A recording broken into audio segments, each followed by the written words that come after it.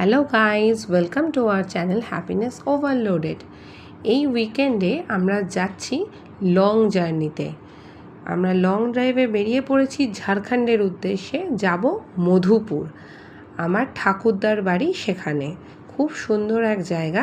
এই ভিডিওতে তোমাদেরকে ডিটেলসে দেখাবো আমরা বাই কার কীভাবে মধুপুর যাচ্ছি এবং সেখানে আমাদের দেশের বাড়িটা কীরকম সুন্দর, কী সুন্দর তার পরিবেশ, এবং মধুপুর শহরটাও ঘুরে তোমাদের দেখাবো।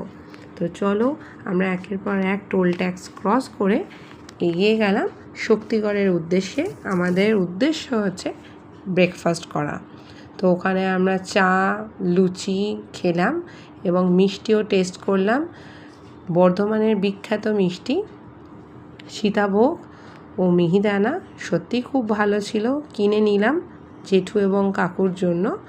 তো এবারে আমরা আবার গাড়িতে ব্যাক করব, চললাম। এবারে উদ্দেশ্য দুর্গাপুর, আসানসোল।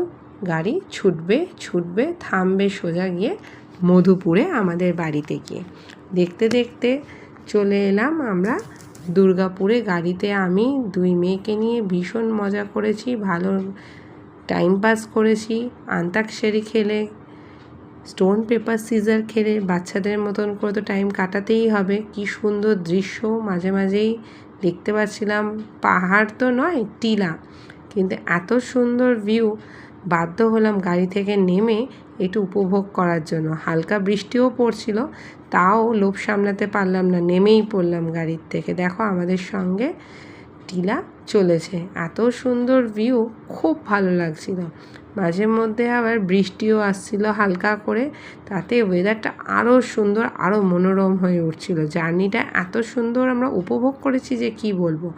অনেক কটা রেলের ফাটক আমরা ক্রস করেছি, করে আমরা মধুপুরের উদ্দেশ্যে এগিয়ে চলেছি। আস্তে আস্তে আমরা যত মধুপুরের উদ্দেশ্যে এগোচ্ছি, আস্তে আস্তে দেখছি মাটির রং কিন্তু লাল হয়ে উঠছে, বালি বালি মাটি, এবং ল্যান্ডস্কেপেরও অনেক পরিবর্তন। কি হাওয়া, ঠান্ডা, এত আরাম লাগছিল, জার্নিতে কোনো কষ্টই হয়নি।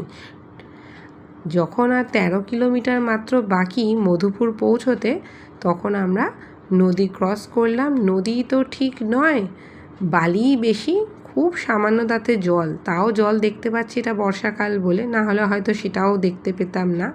আস্তে আস্তে বাড়িঘর ধরে স্ট্রাকচার চেঞ্জ হতে থাকছে। যখন মধুপুরের দিকে আমরা এগিয়ে আসছি, দেখতে দেখতে শহরে পৌঁছে গেলাম মধুপুরে। গান্ধী চক ক্রস করে আস্তে আস্তে আমরা আমাদের পাড়াতে ঢুকে পড়লাম এবং দেখতে দেখতে পৌঁছে গেলাম আমাদের দেশের বাড়ি মধুপুরে। এত সুন্দর বাড়ি, চলো তোমাদেরকে বাড়িটা ঘুরে দেখা। Kolkata to Madhupur total by car time লাগলো 8 আওয়ার্স।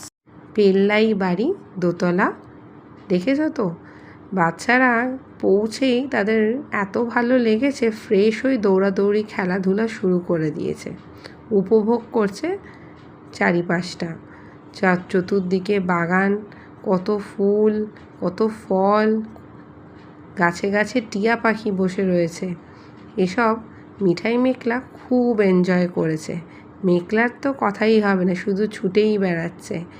বাড়িতে কত কান্নাকাটি করে, ওখানে গিয়ে কি খুশি, একা একাই বাড়ির পিছন দিকে নেমেছে। কিন্তু আমার খুব ভয় লাগছিল, কারণ বিশাল বড় কুয়ো ওখানে, কপিকল লাগানো।